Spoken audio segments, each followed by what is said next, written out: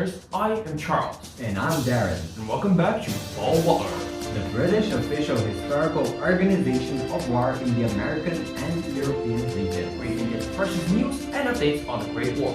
Let's take a look at the headlines first. The UK joins the war. The US joins the war. The war stops for a Christmas soccer game. A huge battle over a plethora of things burst through between the British and the Germans. All this and more after a short commercial break. Stay tuned.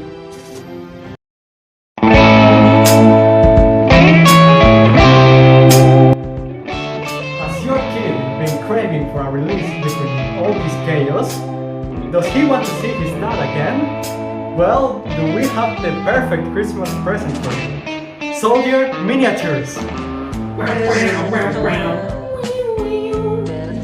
Get your toys at Gamage's department store today. You can get British and German soldiers and reenact any battles you want. Your kids will love it.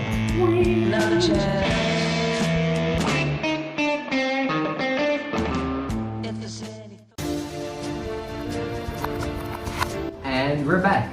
To begin, let's look at the shocking news of Britain joining the conflict that has been escalating this past few months. After the Archduke of Austria got assassinated by the Persian Black Hand, multiple countries which have had their militaries ready to fight for a while now have joined the occupation in order to protect one another.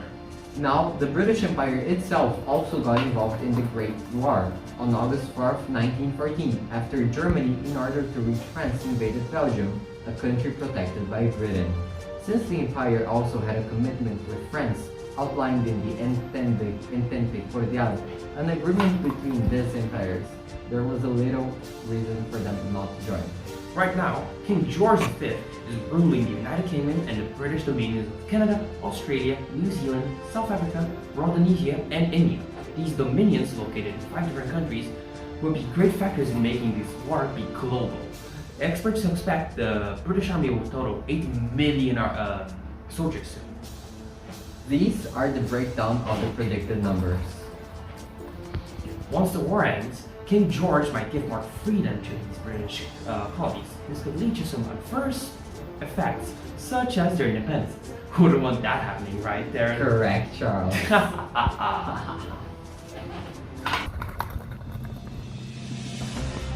Now, dear listener, we're going to give you some context on the surprising involvement of the US in the Great War and how it affected the country. 5 years ago, in 1915, the sinking of Lusitania, a British ocean liner, which brought an end to more than 120 US citizens' lives, caused great outrage in the US.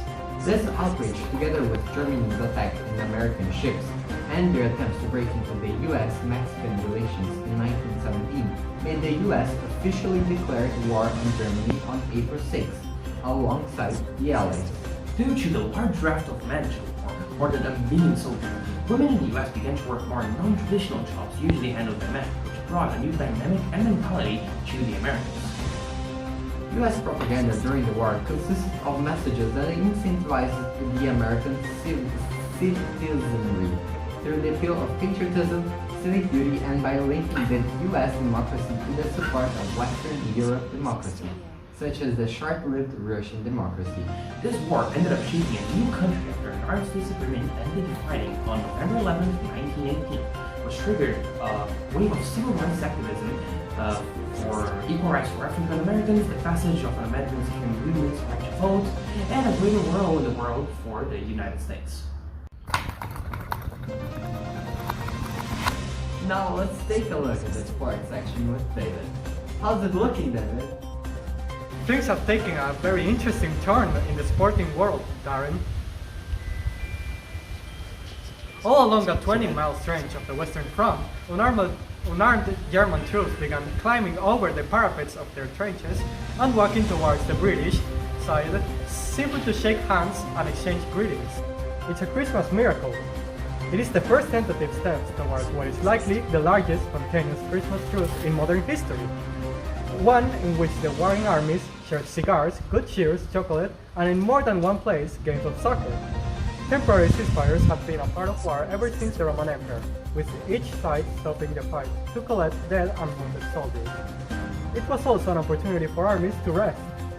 In this year of 1914, several unplanned truces involving thousands of soldiers all over the trenches without any coordination briefly halted the fight.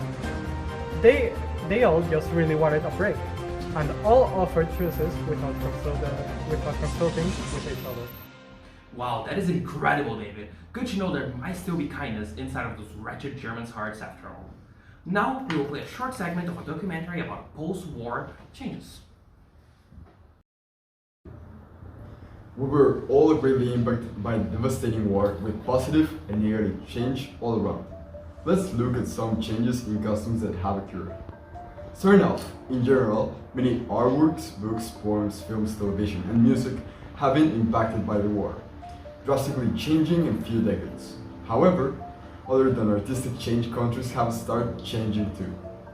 After the war, millions of men had to adapt their lives and find a way to become civilians again. However, this proved to be a great challenge, as they were often found in difficult circumstances. Millions were scarred with disability and bad health, and many families have been uprooted and have no place to live. The 1920s saw gigantic changes in European migration patterns, with the closing of the US to Southern and Eastern European immigrants due to the restrictive immigration regime. In Britain, unemployment suddenly shot up to 12% in about 2 years after the war ended, coupled with a strong post-war depression. We also have another bit of horrible news. Advocates of female suffrage managed to successfully link their war's efforts with acquiring voting rights. Somehow, this strategy worked, with the US Congress passing the 19th Amendment in 1920, giving women the right to vote. Darn. Oh wait, I've been told it's actually amazing news. Go women! Anyways, certain groups in the United States have been getting stricter vigilance, such as German Americans, suffragist labor activists, African Americans, and immigrants, all of which are being subject to harassment, threats, physical violence, and imprisonment. At the same time, civil liberties were substantially reduced. The Espionage Act of 1970 and the Seduction Act of 1918 made anti-war sentiments and critiques of the US government and armed forces strictly illegal. Dissidents are being observed and punished by voluntary forces. Religion has changed too. With World War I providing a look at the real apocalyptic world, many Christians who had been scared of the images of the apocalypse from the book of Revelation have been shocked with the forced garment of the apocalypse appearing for real, with war, famine, disease, and death happening all around. The destruction of the war has caused Christians to feel less positive and more pessimistic in relation to world affairs, with the end of time prophecy receiving unprecedented attention and words. However, it was not bad at all, as Jews and Catholics kept getting closer while fighting together, shining their loyalty to the same God and country. Are you a member of society? Do you want to contribute more to the war? Are you a woman? Then consider becoming a victory canner and help your already doomed to die children to survive a little more and fight till the end. Can your food be a victory canner? Warning: the British Official Historical Organization of War in the American and European region is not responsible for later cases of hysteria, overworking, food poisoning for the cons, death, or large timestamps of torture endured by the customers when applying to the Victory Canner campaign.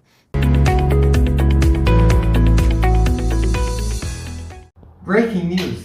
Woodrow Wilson is now giving a speech. We have reporters on site. Let's take a look. Greetings, listeners. Woodrow Wilson is now giving a speech on the court, and we're gonna take a look at it in real time. We entered this war because violations of right had occurred which touched us to the quick and made the life of our own people impossible unless they were corrected and the world secured once for all against their recurrence. What we demand in this war, therefore, is nothing peculiar to ourselves. It is that the world be made fit and safe to live in, and particularly that it be made safe for every peace-loving nation which, like our own, wishes to live its own life, determine its own institutions, be assured of justice and fair dealing by the other peoples of the world, as against force and selfish aggression. All the peoples of the world are in effect partners in this interest. And for our own part, we see very clearly that unless justice be done to others, it will not be done to us. The program of the world's peace, therefore, is our program. And that program, the only possible program, all we see it, is this. Open covenants of peace, openly arrived at, after which there shall be no private international understandings of any kind, but diplomacy shall proceed always frankly and in the public view. Absolute freedom of navigation upon the seas, outside territorial waters, alike in peace and war, except as the seas may be closed in whole or in part by international action for the enforcement of international covenants. The removal of all economic barriers and the establishment of equality of trade conditions among all the nations consenting to the peace, associating themselves for its maintenance. Adequate guarantees should be given and taken that national armaments will be reduced to the lowest point consistent with domestic safety. A free, open-minded, and impartial adjustment of all colonial claims based up a strict observance of the principle that in determining all such questions of sovereignty, the interest of the population concerned must have equal weight with the equitable claims of the government whose title is to be determined. The evacuation of all Russian territory and such a settlement of all questions affecting Russia as will secure the best and freest cooperation of the other nations of the world in obtaining for her an unhampered and unembarrassed opportunity for the independent determination of her own political development and national policy, and assure her of a sincere welcome into the society of free nations under institutions of her own choosing, and, more than a welcome, assistance also of every kind that she may herself desire. Belgium must be evacuated and restored to repair the trust among nations in the laws which themselves have determined to keep their relations with one another. French territory must be freed and restored from damage since the wrong done to France by Prussia in 1871 in the matter of Alsace-Lorraine. A readjustment of Italy's frontiers should be effected along distinctly recognizable lines of nationality. People in Austria-Hungary should have freedom concerning their autonomous development. Romania, Serbia, and Montenegro should be evacuated and restored. Serbia accorded free and secure access to the sea. The relation of the several Balkan states to one another should be determined by friendly counsel along historically established lines of allegiance and nationality. International guarantees of the political and economic independence and territorial integrity of the several Balkan states should be entered into. The Turkish portion of the Ottoman Empire should have assured autonomy. Nationalities under Turkish rule should have the security of life and the opportunity for self-determination. The Dardanelles should be opened as a free passage for the commerce of all nations under global guarantees. A Polish state should be erected within the territory inhabited by the Polish population, who should have free and secure access to the sea, and whose total independence should be assured by the international covenant. A general association of nations must be formed under specific covenants to afford mutual guarantees of political independence and territorial integrity to great and small states alike.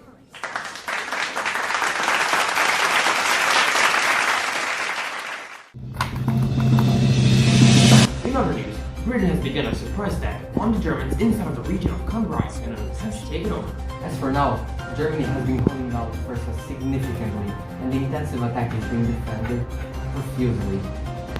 It is a truly devastating sight to behold at the current moment. It looks like many heavy and expensive machinery are being used, meaning that if the genesis of this battle leads to defeat, it could mean great economic loss for Great Britain. Recent reports have stated that about 476 tanks, 1,000 guns, 8 infantry, and 5 cavalry divisions have been sent to Cambrai. Following citizens' reactions to the battle, they formally named it the Battle of Tanks, due to the sheer amount of heavy weaponry that was being sent by the military. Oh my god, I think a tank hit the power grid! What?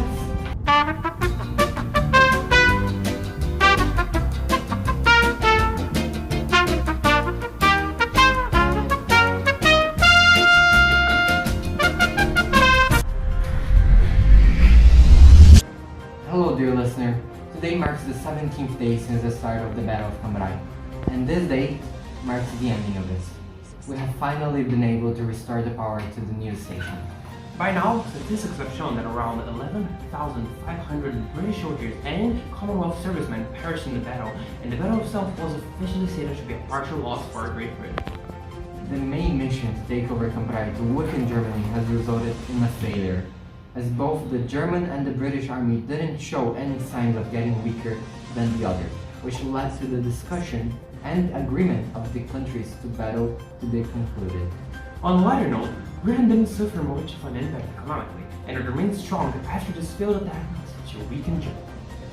Anyways, we will now look at a live interview with an American patriot.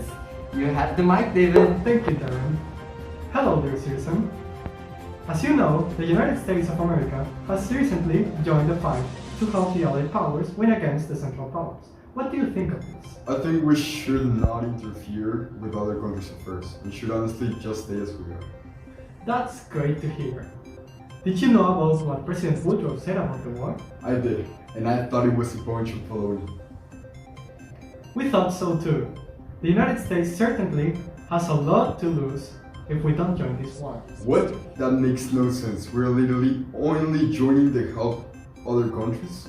Why would we even want to join? So you're saying you want to join the war efforts and enlist, right?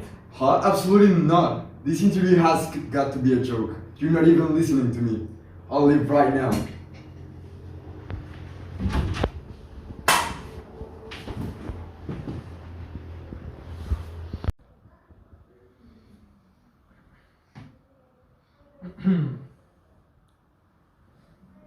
That was a great interview, dear listeners.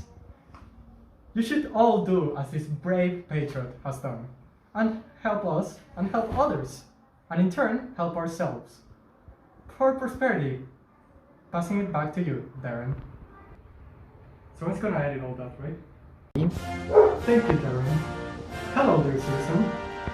As you know, the United States of America has recently joined the fight to help the Allied powers win against the Central Powers. What do you think of this? I think we should interfere with other countries at first. That's great to hear. Did you know about what President Woodrow said about the war? I did, and I thought it was a bunch of... Amazing ideas, ha ha ha! We thought so too. The United States certainly has a lot to lose if we don't join this war. Yes, we would lose the help of other nations, which would lead to a negative environment for our continued development. So you're saying you want to join the war efforts and enlist, right? Absolutely. I'll leave right now. And become a soldier for the US to help our allied countries. That was a great interview, dear listeners. You should all do as this brave patriot has done, and help us and help others, and in turn help ourselves. For prosperity. Passing it back to you, Darren.